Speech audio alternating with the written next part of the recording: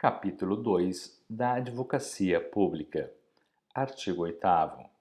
As disposições deste Código obrigam igualmente os órgãos de advocacia pública, os advogados públicos, incluindo aqueles que ocupem posição de chefia e direção jurídica. Parágrafo 1º. O advogado público exercerá suas funções com independência técnica, contribuindo para a solução ou redução de litigiosidade sempre que possível. Parágrafo 2º. O advogado público, inclusive o que exerce cargo de chefia ou direção jurídica, observará nas relações com os colegas, autoridades, servidores e o público em geral o dever de urbanidade, tratando a todos com respeito e consideração, ao mesmo tempo em que preservará suas prerrogativas e o direito de receber igual tratamento das pessoas com as quais se relacione.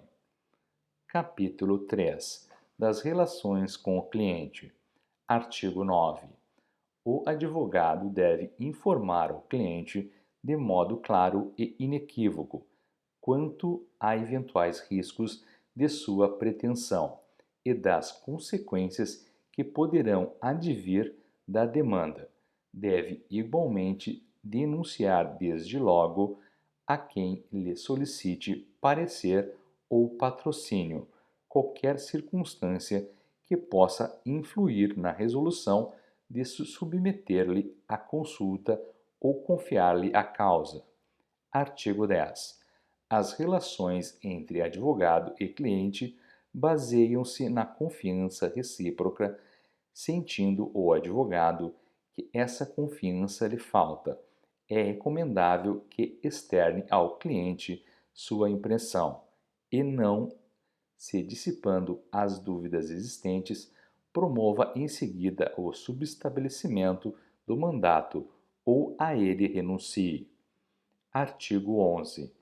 O advogado, no exercício do mandato, atua como patrono da parte, cumprindo-lhe, por isso, imprimir à causa orientação que lhe pareça mais adequada, sem se subordinar a intenções contrárias do cliente, mas antes procurando esclarecê-lo quanto à estratégia traçada.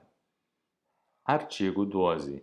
A conclusão ou desistência da causa, tenha havido ou não extinção do mandato, obriga o advogado a devolver ao cliente bens, valores e documentos que lhe hajam sido confiados e ainda estejam em seu poder, bem como a prestar-lhe contas, pormenorizadamente, sem prejuízo de esclarecimentos complementares que se mostrem pertinentes e necessários. Parágrafo único. A parcela dos honorários paga pelos serviços até então prestados não se inclui entre os valores a ser devolvidos. Artigo 13. Concluída a causa ou arquivado o processo, presume-se cumprido e extinto o mandato. Artigo 14. O advogado não deve aceitar procuração de quem já tenha patrono constituído, sem prévio conhecimento deste, salvo por motivo plenamente justificável ou para adoção de medidas judiciais urgentes e inadiáveis. Artigo 15. O advogado não deve deixar ao abandono ou ao desamparo as causas sob seu patrocínio, sendo recomendável que, em face de dificuldades insuperáveis ou inércia do cliente quanto a providências que lhe tenham sido solicitadas, renuncie ao mandato. Artigo 16. A renúncia ao patrocínio deve ser feita sem menção do motivo que a determinou, fazendo cessar a responsabilidade profissional pelo acompanhamento da causa, uma vez decorrido o prazo previsto em lei. Parágrafo 1º. A renúncia ao mandato não exclui responsabilidade por danos eventualmente causados ao cliente ou a terceiros. Parágrafo 2º. O advogado não será responsabilizado por omissão do cliente quanto a documento ou informação que lhe devesse fornecer para a prática oportuna de ato processual do seu interesse. Artigo 17.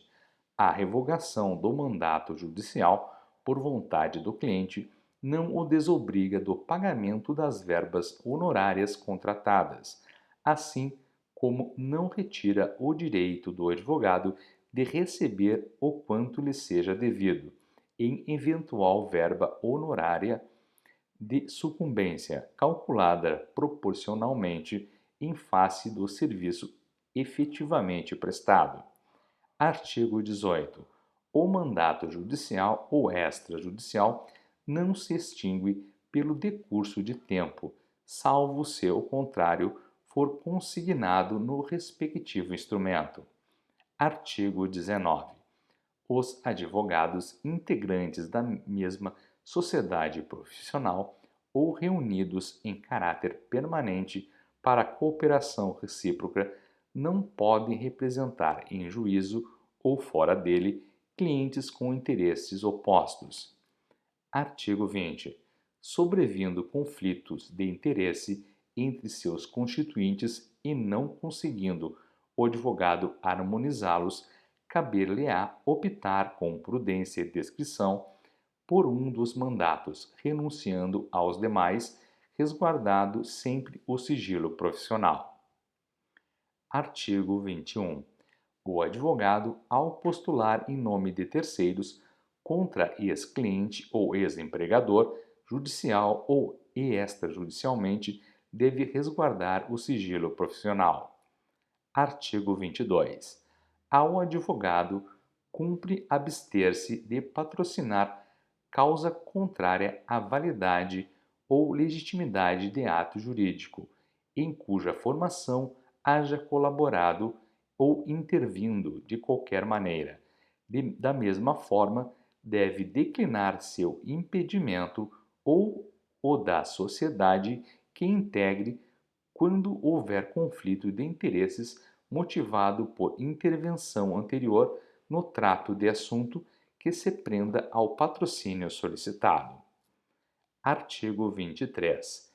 É direito e dever do advogado assumir a defesa criminal sem considerar sua própria opinião sobre a culpa do acusado. Parágrafo único. Não há causa criminal indigna de defesa, cumprindo ao advogado agir como defensor, no sentido de que a todos seja concedido tratamento condizente com a dignidade da pessoa humana, sob a égide das garantias constitucionais. Artigo 24. O advogado não se sujeita à imposição do cliente que pretenda ver com ele atuando outros advogados, nem fica na contingência de aceitar a indicação de outro profissional para com ele trabalhar no processo. Artigo 25. É defeso ao advogado funcionar no mesmo processo, simultaneamente como patrono e preposto do empregador ou cliente. Artigo 26. O subestabelecimento do mandato com reserva de poderes é ato pessoal do advogado da causa. Parágrafo 1º. O subestabelecimento do mandato sem reserva de poderes exige o prévio e inequívoco conhecimento do cliente. Parágrafo 2º. O subestabelecimento com reserva de poderes deve ajustar antecipadamente seus honorários com o subestabelecente.